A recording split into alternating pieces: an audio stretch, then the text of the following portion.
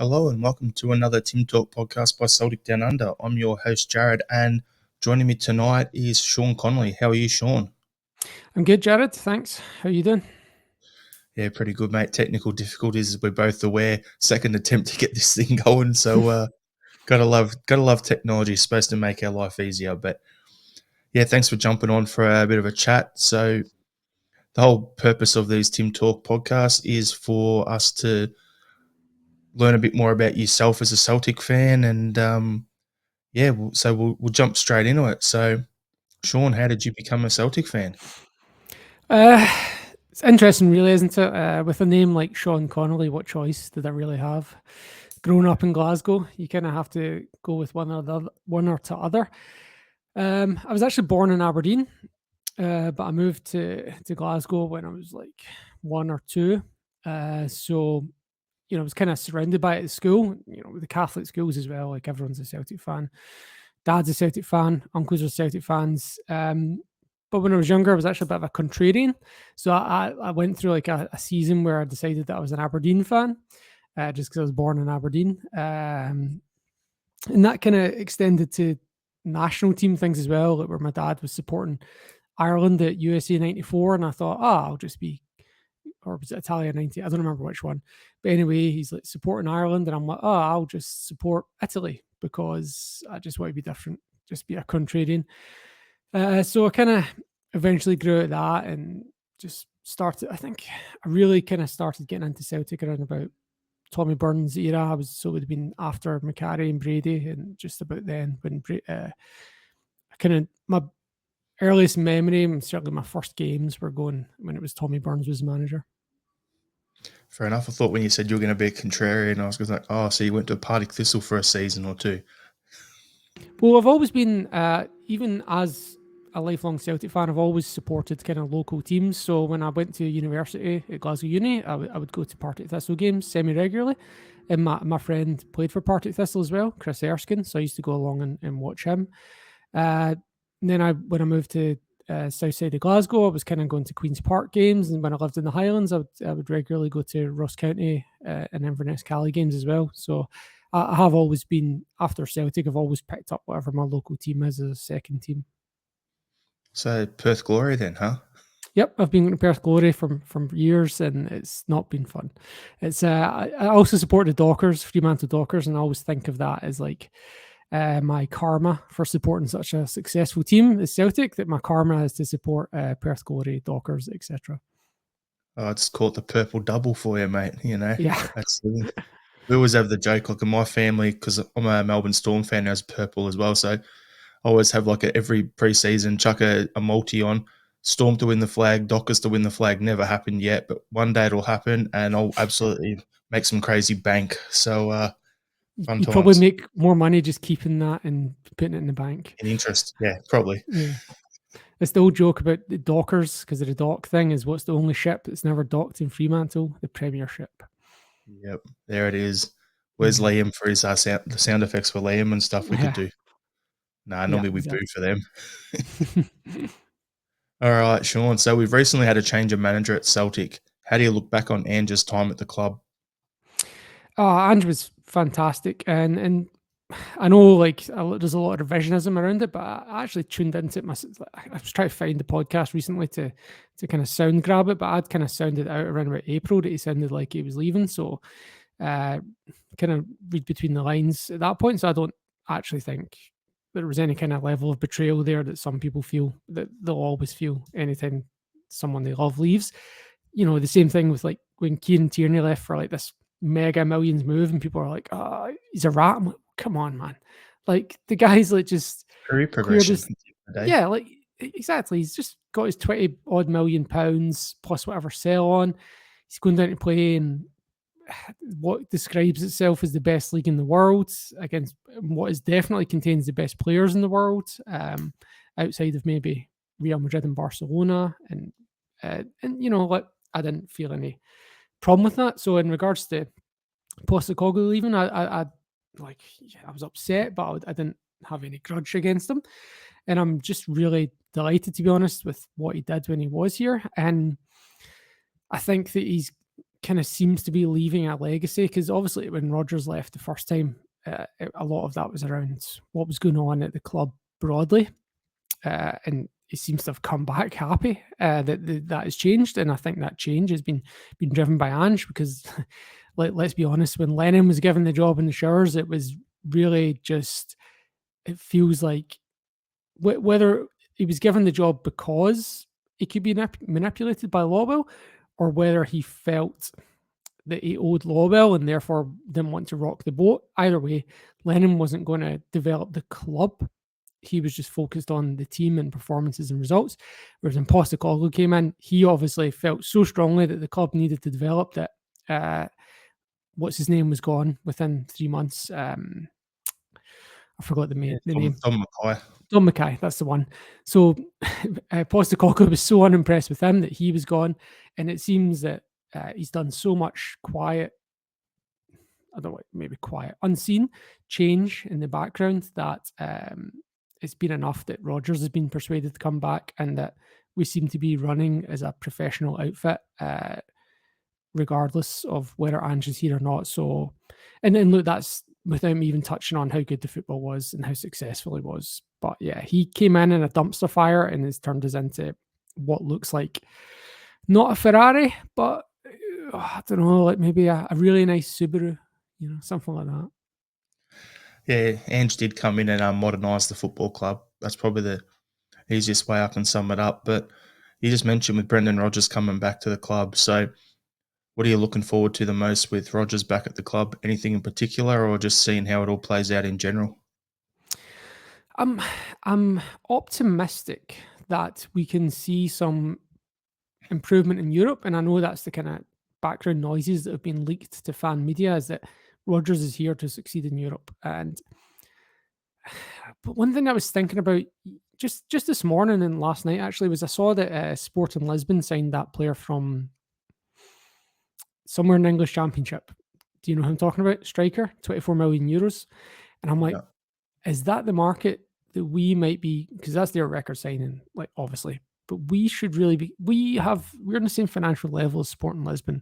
So they're obviously thinking that they can, by signing this one player, that they can maybe make a leap in Europe. And that's really what we should be looking to do as well, I think. So far it's not happened this summer, but obviously all that chat of Fabian Rieder is out there. I don't know if that's a tactical leak or not.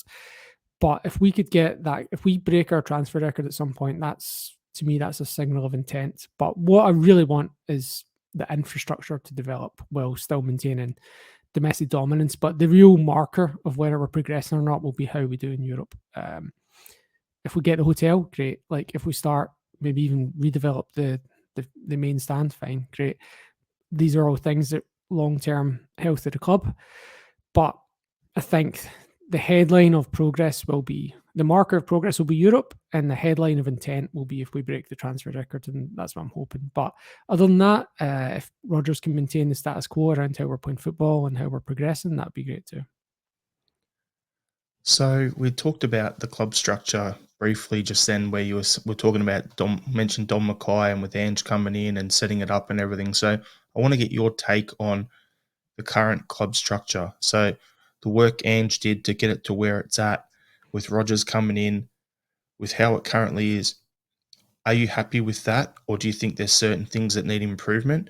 And do you think we need a director of football, or do you think Mark Lawwell's pretty much doing that job now anyway? I don't.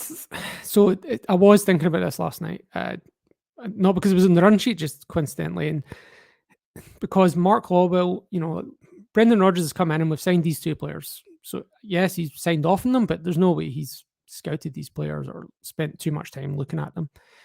But Mark Lawwell has. So what's the difference between Mark Lawwell and his group, whatever team infrastructure that we have in place, have obviously spent a lot of time.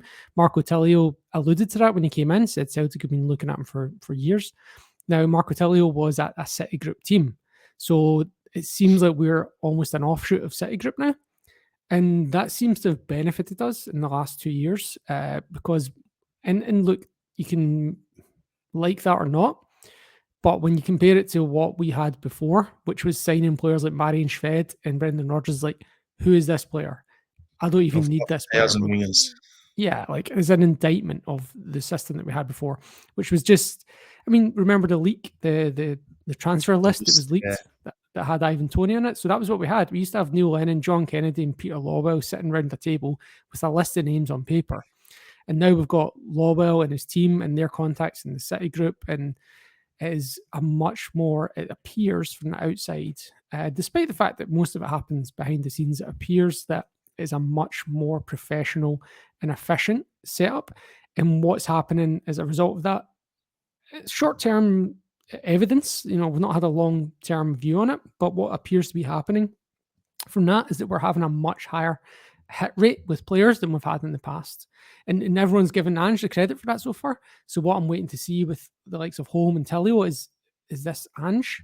Because, it was always Ange, oh, I just know a player when I see one kind of thing. And the phone call, all that chat. But if Tillio and Holm are good, and maybe the next couple others we get in, then I'm going to start giving that credit to Lawwell and Mark Lawwell and his team. I would also like to think that Mark Lawwell, having seen what his dad did with Celtic under Rodgers and Lennon, is maybe learned a lesson from that. And the fact that Mark Lawwell developed in that City group, he's seen how this can be done right. And I'm hoping that and I know he's using his contacts in that, and how enmeshed we are in the City group is really up for debate. It's hard to tell. But at the very least, Mark Lawwell has been part of that City group and is informing our new structure. And I'm very happy with it. And I'm hoping it actually gets even better, if not maintains, because what we had before just wasn't great. We were, now and again, we'd get a great player like Moussa Dembele, but it just seemed to be low success rate. We had a lot of guff coming through. Dahan to call the club. It did seem like that, didn't it? Like, it honestly did. It seemed like, okay, we need players for some positions. What do we got? And then suddenly you'd be linked with like 4 Dudu Dahan players suddenly out of the blue, and it's like, oh, is he just deciding he's trying to dump all his players on us? Cool. There we go again. Absolutely right. El Hamid, Kyle, what was Beton? Like, yeah. The last one we got from him was Abada. That's right. Mm-hmm. That one's actually been pretty decent in my opinion. I reckon he'll go on and do well under Rodgers if he stays around, but that's a whole nother story. Yeah, file under luck. But would you see us signing a player like James McCarthy nowadays? I don't. No chance. Nah, it feels like we've got a much bigger database now, where if the manager or the coach or whoever turns around and says we could improve in this position, or we need someone younger for this position, that they could come up with 10 names and then start drilling through those. Whereas before, we've seen the list, we've seen the paper list. It was 2 names to each, and they were all English Championship players. It was not imaginative. It was not any technical analysis. It was 4 guys sitting around a table and giving their opinions. And then we end up with Barkas and a Yeti for 10 million, the equivalent of. So, yeah, that's how that all worked out for us. But we're talking about the recruitment side of it, and I like what you said about we'll see if this continues. It's now a Celtic thing instead of an Ange thing. I'm hoping it continues. But overall, recruitment over the last 12, 18 months for the squad, you're happy with what we've had happen going on there with, signing Jota on a permit. He's now out the door, and a few other comings and goings. Are you happy with the overall recruitment, or do you think there's a few things there that still need improvement? No, I'm happy, to be honest. There's, like I said, if you could get above 50% hit rate, then you're doing well. And I'm also happy that there's no sacred cows anymore. Giacomakis gone, Juranovic gone. And I think that should be the same across the squad. If Kyogo wants to go. We've learned the lesson that we should have learned from the 10 in a row season is that if a player's not happy, do you know what I mean? They might be the best player at the club, but they're going to perform at 60-70% of what they can achieve if they're not really happy here, if they're phoning it in.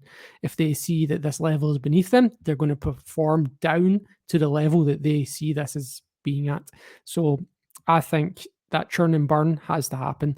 And I think any good team should be aspiring to do that, to be honest. Even just listening to a thing on BBC the other day about Dundee United, and they were talking about moving on Fletcher and selling Dylan Levitt, and they're talking about recruiting players that have proven themselves in the Scottish Championship, and that's that is absolutely the right strategy for them. It doesn't matter that Levitt and Fletcher are their two best players. If Fletcher and Levitt are not happy there and see that as levels beneath them, they're going to play down to that level, and they're going to be paying those players inflated wages to give a performance which is probably lower than a player who wants to prove themselves would give. Paul Lambert used to use that strategy. He would always sign players that he described as hungry. So he would look for players that were not necessarily proven or per se at a level, but would like have something to prove and would give that and raise their levels rather than playing down. And I think that's what you need to do. And it doesn't mean like we can talk about stagnation and being here for too long. Obviously, Callum McGregor's been here forever, but he's still showing that desire. So he's got an emotional investment in Celtic that some other players never will. Kyogo came out recently and said he wants to make his name like Nakamura. He wants to be written in the history books like Nakamura. He's clearly motivated to be here and do well. If a player's motivation is to get to a higher level, then you need to move them out, right? They should be here for 2 years at the most. So basically, like that is Hatade. This will probably be his last season at the club. You'd think O'Reilly, same sort of thing. And we've spoken about this on our regular pod that there tends to be a 2 to 3 year life cycle for players at a club like Celtic, and it's probably going to be the same with our management team going forward as well. Mm-hmm. We've seen it with Rogers. We've seen he did 2.5 seasons last time. Ange did 2. Lennon did about a year and a half last time until he got booted finally. So that's modern football for you. So it's the whole churn and burn as you spoke about, where you get a player in, get them up to speed, and they play well for you to move on. So, yeah, I agree with you on there. Talking about the Dundee United thing, though, that did tie into me. So something that you said. So a perfect club, like when we signed Lewis Morgan, a perfect move for him would have been instead of coming to us or come to us, but then go on loan to a club like that, right? Mm-hmm. For a year or two, rather than coming and sitting on our bench and doing nothing.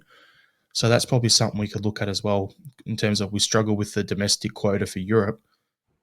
When we gone and got guys like Armstrong and Nadi Kifty and those sort of blokes and who was the other bloke?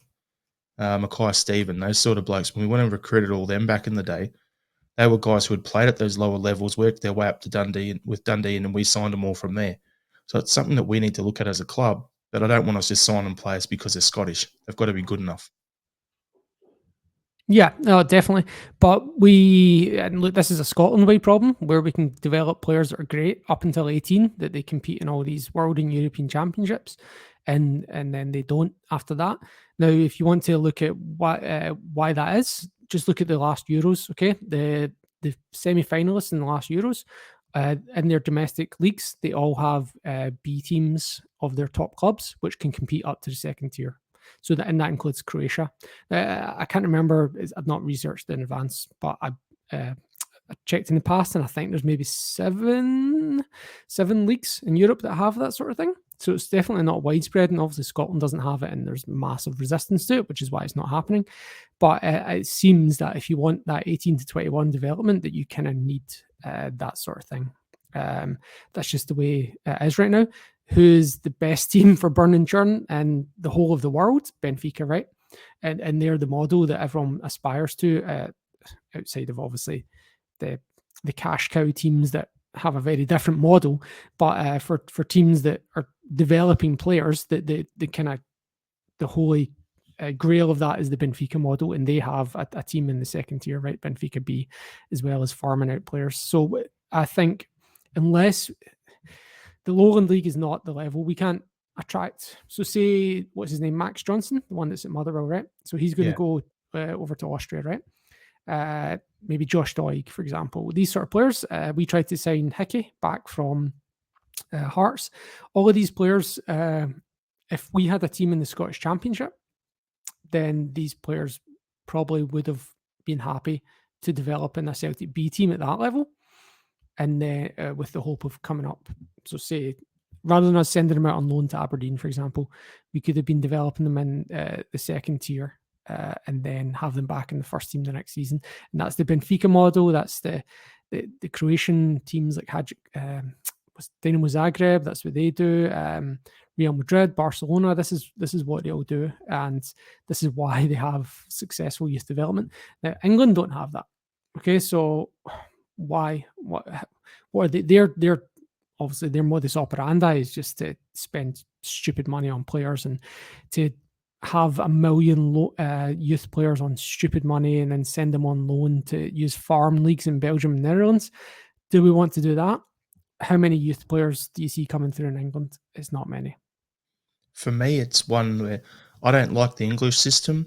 I like the B team system if it's what you're saying, like what they do in Portugal and Germany. Is like you're allowed to be 2 tiers below. So Bayern B, they'll be playing not in the Bundesliga, not in the second tier, but the third tier over there. And even that step, they then need an interim loan or a move from the B team over into like Holland or Belgium to then come back.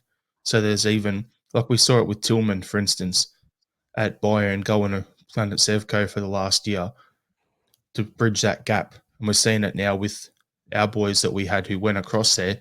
One of them's on loan at Queen's Park. I think, what is it, Hepburn, or is it, or the other one? Barry Hepburn. Yeah, it's Barry Hepburn. So yeah. That's that bridging loan that they're having for that gap between, because the gap's still too big even in Germany. For me, I look at it and go, those players you rattled off like Hickey and Deutsch and Max Johnson, for instance, if we were to sign that sort of guy, I don't think they'd want to go on loan or go play in our team even if it was in the championship, because they've proven themselves already at the Scottish Premiership level. I think what would work best for that would be if we had like a Red Bull sort of setup, or even like a City Group sort of setup where, say, if you're a Leipzig player and you're not making it, you're not going to be a starter at that level, you can go on loan to Salzburg. If you're at Salzburg, you can go on to, you can go play at New York, or you can go and play at one of the other teams in, like they've got a feeder team in the second tier in Austria. So there's different options like that to look at. I think that's probably the sort of setup, like a Celtic group sort of thing. With you have us, if you had Shamrock Rovers in that, if you had another team, say, in Switzerland or Austria or something, that you could get into that sort of group as well, then that would actually make a bit more sense for us. Maybe like a Grasshoppers or someone like that, to put together some sort of group like on that sort of thing would work better for us than the B team at the moment. But, everyone's got their own viewpoints on that. The only thing I'll say against that is we kind of tentatively tried it in the past when we sent Willie McStay over to Hungary. I think it was Hungary, to whatever team, and he was the idea was to have players and coaches going over there to help them, but then he was back within 6 months. I don't know if that was personal to him or just the kind of working relationship didn't work. There's 2 test cases this summer that I'm interested to see how these develop, because as you're talking about, we don't have a kind of pathway that the bigger clubs, I don't want to say bigger, sorry, clubs that have been doing this for longer, having more established pathways that we don't have, whether that's your Benfica pathway, your Ajax, or even your Chelsea, where we have these farm clubs that you're talking about. The 2 test cases that I'm interested in this summer are Litsosa, who went to Lommel in Belgium, which is a City Group team. Now, what I'm interested, because he's got on a permanent transfer. So my interest there is, do we have a Mark Rosas deal where it's a 2-year buyback option, which the likes of PSG, Barcelona, Real Madrid do regularly when they're selling players. There was the Dutch boy at PSV, I've forgotten his name, but PSG sent him out there with a buyback. And it just so happens that he refused to come. Simmons, yeah.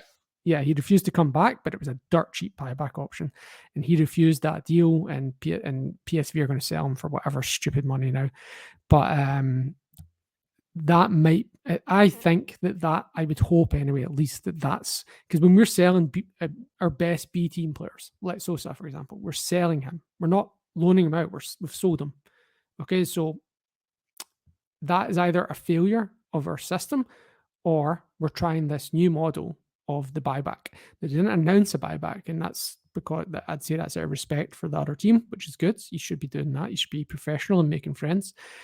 But I'm interested to know, see if he succeeds in Belgium. I would hope that we have some sort of reasonable buyback option on that.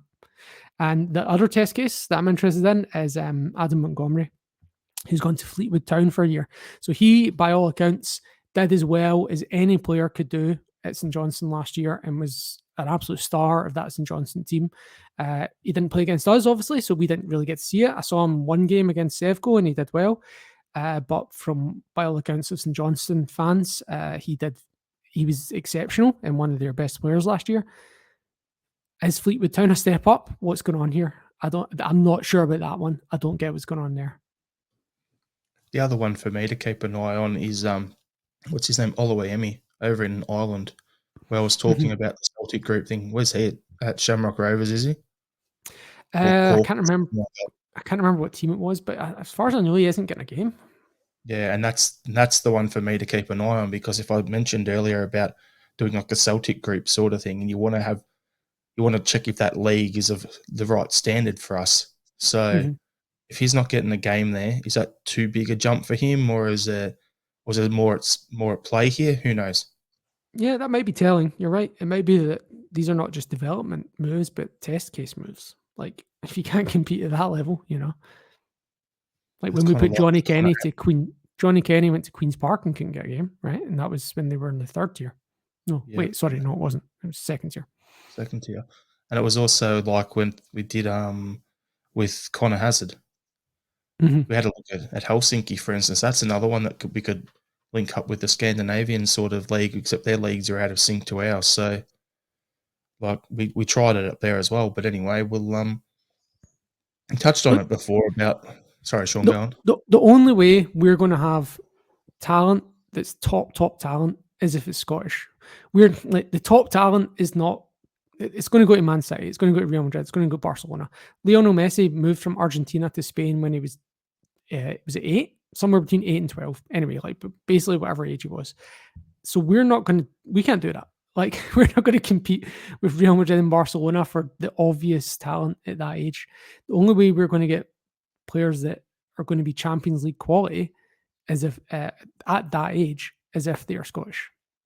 Other than that, we would be looking to get players like Jeremy Frimpong from the City group, because that's where the talent is going to be at that age, right? Olivia and Cham, same those sort of signings, and I bring that up because it's around about. So that's interesting. Little spider coming out from the roof. Yeah, so I see what you mean. Frimpong, that's the right sort of signing there, but then the sell-on percentage is absolute killer. Yeah. Oh, look, yeah. That's part of the game, I suppose.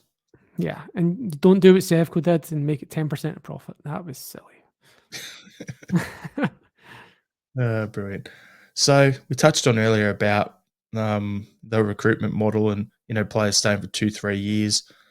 And I mentioned Hatate and O'Reilly, but as my opinion on who'd be looking to move on in the next 6 to 12 months. So who are your thoughts on that, Sean? Well, now that Kyogo and Maeda have committed, I'm less worried about Kyogo moving on, because I was sure it would be him, just given the stage of his career as that. But I'm not as concerned about that anymore.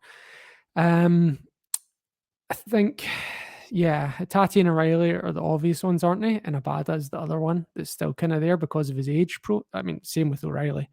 O'Reilly and Abada, due to their age profile, are absolutely ripe for picking by those teams in the mid-tier that would plan to develop a player and sell them on.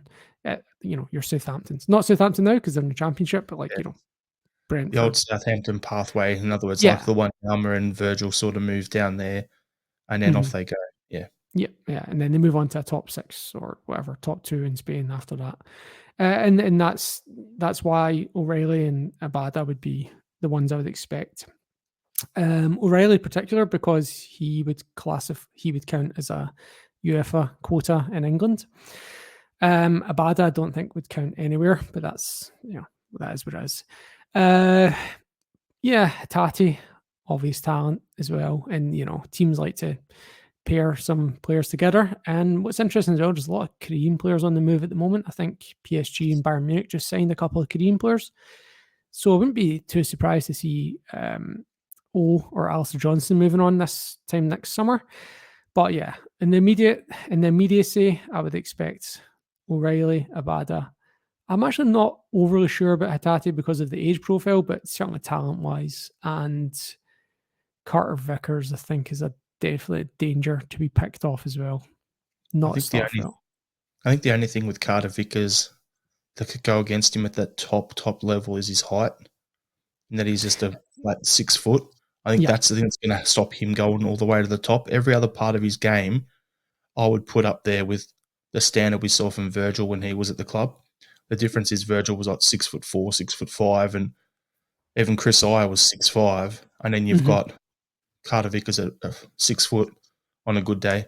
So Yeah, you're right. He's that's not tall, but he's physically a unit, and he is absolutely the mental side of the game. He is exceptional. Like, he's so focused, so combative. He's very, very good at that, which is what makes him outstanding.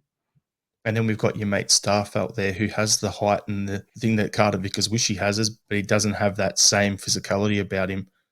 But it'll be interesting for me to see how he plays under Brendan, because I think he'll Mhm. suit that style probably a little bit more than playing Ange ball. Yeah, and look, after Carter Vickers went out injured, I started to kind of appreciate Starfelt more, seeing how everyone else we had was inferior, and how he was kind of carrying that defense on his own. So I do hope he stays. Actually, I mean, I would love to get someone better. Another Carter Vickers is what you really want, but Starfelt is the second best defender in Scotland, and unless we have another Carter Vickers coming in, I hope he stays. The real question is, when's Starfelt going to sign at Sporting Lisbon? Yeah, because Jacinta, yeah, I did think about that. But to be fair, Lisbon's a short flight away, so hopefully not. I'm just making a joke there anyway. But Yeah. so, what areas of the team do you think we need to strengthen? It's interesting. It depends. I do believe that Rodgers will continue with inverted fullbacks, which means I think Taylor will be fine. I think Burnaby will be at risk. So, but if he does go back to the old Rodgers system of bombing down the outside, which I guess is the Guardiola system as well, then I think Burnaby might actually be in for a shout there as someone who could um, thrive under that. I didn't particularly like that system because it involved Scott Brown going into the middle of the pitch and splitting the centre backs, and I didn't like that. I really didn't. So I do hope we persist with the fullbacks inverting, but we'll see. Yeah, in terms of where we need to improve, hard to tell until we see Marco Tellio. And I do like O, I really do. He's got a better goals per minute ratio than Kyogo, so you can read into that from last season anyway.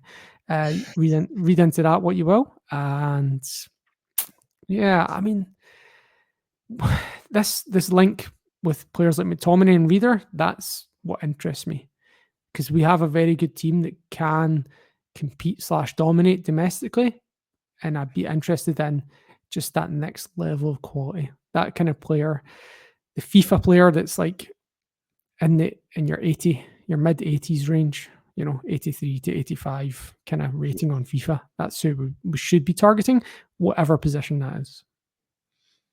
Yeah, like I think it's just up the spine of the team for me. Like I've said it a few times on the pod, and you just touched on it before about you need another Carter Vickers, but if we can get another Carter Vickers type, but in like an Aya sort of height size body, we'd need that for the Champions League. If McTominay comes in, he's that big midfielder that we need. That he'd come in, and then any talk of Awada coming back or whatever's happening there, we don't even have to worry about that. And then you look at, we know Rodgers loves a good quality number 10. Who's going to be that number 10 for us in Europe? Is it going to be O'Reilly? Is it going to be Hatade pushing forward? If McTominay comes in, do you push Kelmack into it, or do you bring in Reader to play that role? So I think it's up the spine. They're the three positions for me that we need to make sure that we're getting a bit more size in as well. Especially when you look at the size of the basketball team over at Ibrox for in the league, we want to make sure we're doing well enough in Europe, but we do have that physicality about us. So when we do play them, they're not just hoofing in these long balls and the corners every time, and us having Greg Taylor and Bernabei, a couple of short guys going up against a couple of 6-footers. Yeah. Yeah, they have signed quite a lot of big players, haven't they? It's interesting. They seem to be nailing their flag to that mast. It's giving me the Martin O'Neill sort of vibes. Like when he was there, he signed a lot of big guys. So we had big midfielders, big all across the back line. We had, and then you look at it and you had Sutton come in, you had Hartson come in, so you had a lot of size throughout the whole squad. Mhm. I've always thought we were like one or two guys, especially after Aya left, and that we're a little shorter. Rogic, even at the way he played, he was tall in his position. Bitton was tall in his position. Aya was tall in his position. We haven't really replaced that size overall in the squad. Mhm. So we need to fill that hole. And we need to do it with European quality guys, because then that'll help us back in Europe and at home in the league. One thing I will say, and you might notice this happening across the city, is that bigger players don't have as much longevity, and that's just simple physics. You're carrying around more body mass; it's putting more strain on your muscles. You see players like Dean Ashton retired at like 28, and you've seen how everyone in the Martin O'Neill team just absolutely dropped off when they got past 30. Like it's just a Us thing. 32 was some of the good ones. Yeah, exactly. I mean, you can hide it a little bit when you're a defender, but the bigger you are, the your longevity. It's just physics. It's just there's nothing else to it. So when we've got these small players like Callum McGregor, Kyogo, I expect we'll have a good bit of longevity out of those players. Yep, fair enough. So now we get into the fun stuff, Sean. All Okay. about you. So who would be your all-time favourite Celtic player other than Henrik Larsson, and why? It's when you add the other than Larson, isn't it? Have to, otherwise it'd just be like a Larsson next. Every one I, of these. I'm going to give you an answer that you probably might not expect. Oh, look, if it's all time, It's Tosh It's Tosh, isn't it? Tosh McKinley. No, like, all time, obviously, you've got all of the Lisbon Lions, and there's a bunch of other players in there, but everyone biases the ones that they've seen, in the flesh, contemporaneous, the ones that have seen thousands of minutes of, not just highlight packages of, like I'm sure we've all seen 100 highlights of Jinky, but how many of us have watched like 100 games? Whereas when we could easily say we've watched, you and I particularly could comfortably say we've watched at least 190 minutes of Callum McGregor, right? We're probably pushing up towards 10,000, at least over 10,000 minutes of watching Callum McGregor time, just one of us, right? It's the Calmac So experts, according to all the people on social media, the TikTok people. we've watched a lot of these players, so we know a lot about them. But my favorite player is one that is just different, and that's why he's my favorite player. He's different from all the rest, and it is a Mr. Patrick McCourt. So other than Larson, Paddy McCourt was one of my favorite players. He was just so talented, but he was just such an unprofessional person that like I just had so much empathy with that. Like that time when I was that age, I would show up to like play football on a Sunday, like absolutely cooked from a Saturday night, vomiting in the center circle. So I had a lot of empathy with his kind of lifestyle in that sense. But just the talent and just the renegade style is like, yeah, I just loved it. Uh, if he had been a professional footballer, he had the talent to go somewhere like Real Madrid or Barcelona. Honestly, no problem. And sometimes kids would say to me, like, I'm a teacher, and they would ask me, like, who's the best player of all time? And I'd like half jokingly say Paddy McCourt, but like also in my head, like, this guy was just so talented. He had the talent. He did literally have the talent of Messi. If he had the professionalism and drive, he would have gone to the top level, like If, kind of George Best style. I was going to say, even if you gave him, say, Sean Maloney's level of drive, he would have Mhm, gone to the top. Like, yeah, that's the sort of level I put him on. Like, I thought Sean Maloney was a pro's pro, from mhm, what I remember. And yeah, if he had even that level, I'm not talking about Bruni levels or anything like that, or Ronaldo levels or anything like that, but even if he was just had the same work ethic as Maloney and focus on his career, then yeah, he would have gone to the top, like you're saying. mhm. For Just for that, raw talent, best player ever is that I've in my life at Celtic. fair enough. So then, off the back of that, then, who would be your top 5 players that you've seen play for Celtic in your lifetime? In the flesh, or we just Just while you've been alive. It can be all right, ones okay. on the TV or whatever, but yeah, it's just who have. Yeah. So Larson, obviously number one, and you almost don't appreciate it as much how good he was until he left.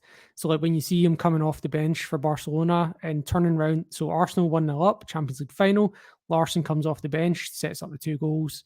Post-match, Thierry Henry is effusive in his praise, saying Larsson turned this game, and he's right. Larsson, the diving header he scores for Sweden at Euro 2004, even when he's 36 years old and still doing an amazing job at Man United and a dozen games that he plays there, like it was just so good, and you just don't appreciate it when you're seeing it every week as much as when you see it elsewhere. So definitely Larsson number one.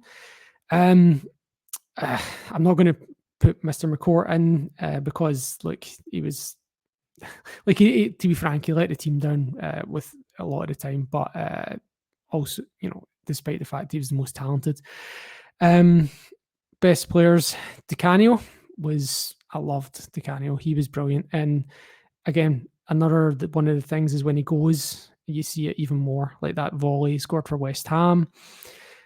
Just used to love watching. Do you remember when Matt? You wouldn't because you were down here, but there was a time where Match of the Day kind of went to Channel 3 ITV for a few years, and it was when you had Di Canio, Okocha, Thierry Henry, and it was just like a highlights package of these flair players every week, and it was great watching Di Canio. We had something similar down here, the World Game on SBS. Yeah. And they'd just show like highlights from the Premier League and all that sort of stuff, and you'd see those guys. So JJ Okocha, he was a Bolton Wanderers, wasn't he? That's right, yep. Yeah, there you go. I do remember. Those guys were all right there.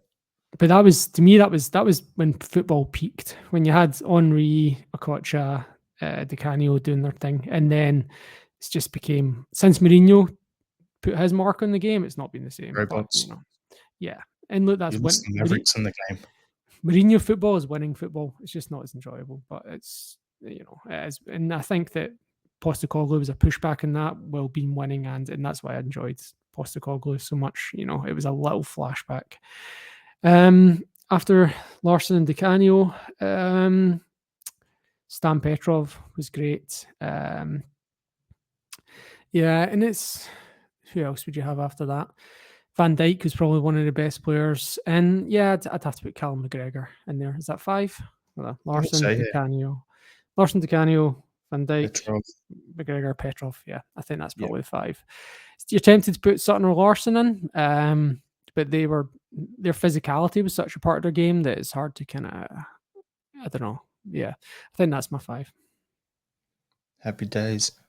What would be some of your most memorable games that you've seen Celtic play in your lifetime, Sean, and what's so memorable about them? Obviously, Seville stands out, but the most memorable games for me would be kind of ones where I've watched with my family, really. So, like, the last game I was at was when Celtic beat Dundee United 9-0. That was my first trip to Tannadice, and it was the first time I'd been to a game with my dad in a while, and it's the last time since then. So that one really stands out, and I still, to the point where I can still remember the last game I went to before that with my dad, which was when Celtic beat Dundee 3-0 back in 2018. I think Rodgers was still manager then, or maybe it was Lennon at that point. Mikey Johnson scored a double, like just absolutely running the mill games, but they stand out because you're just enjoying it with your family.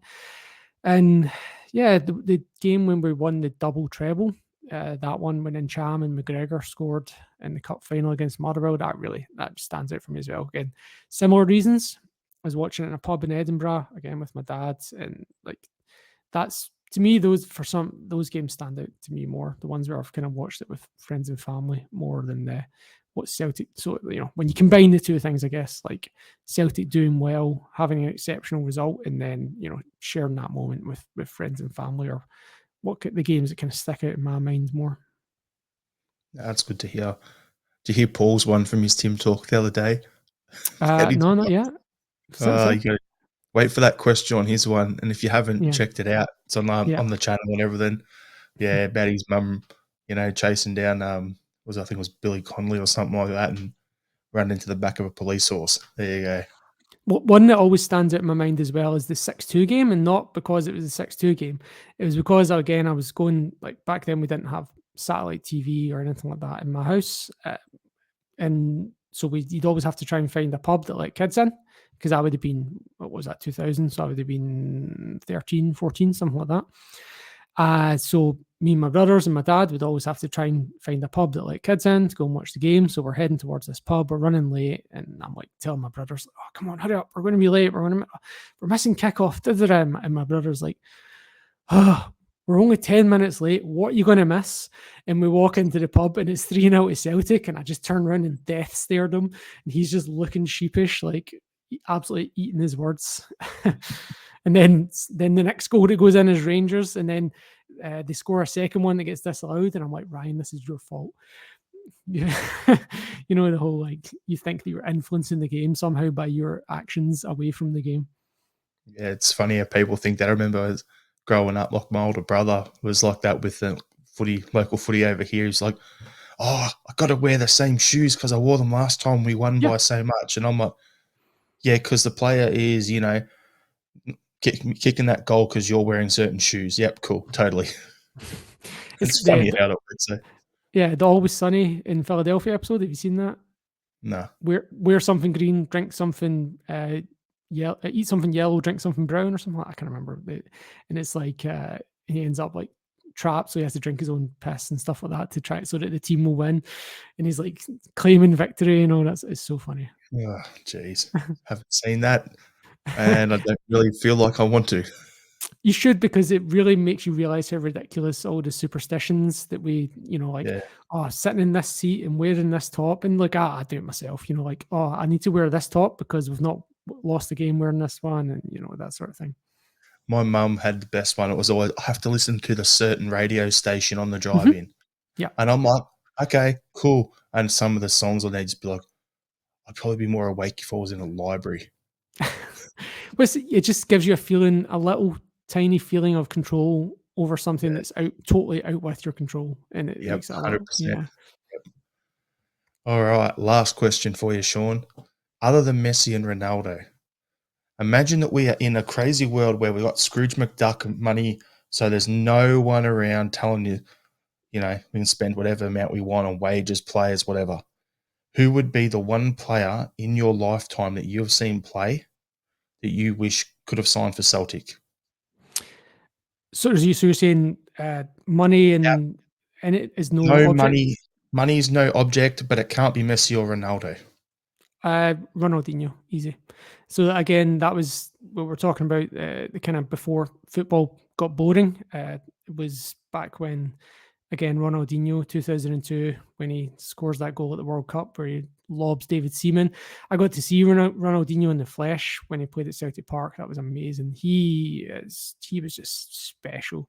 He almost, there was something weird about him. Like he was like almost like an alien that was put on Earth to just move a football about. I would have, see if he'd played for Celtic, man, that would have been something else. He would have been up there with the Jinky and your Larson, Would he have been the same player though if he ended up at St Mirren? That's the real question. Could he have done it on a Tuesday night in Ross County?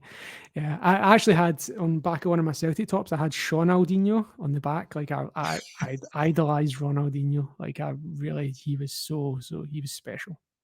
Yeah, 100% agree.